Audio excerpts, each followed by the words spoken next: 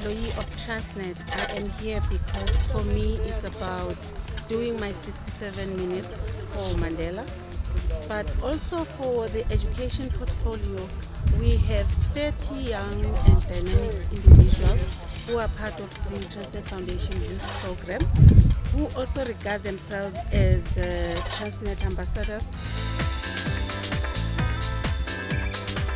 As part of their ambassadorial duties, they felt that they wanted to be physically here and be part of the Mandela Day, so that they too can do their bit in terms of building the sanitation for these young people and to restore their respect and dignity.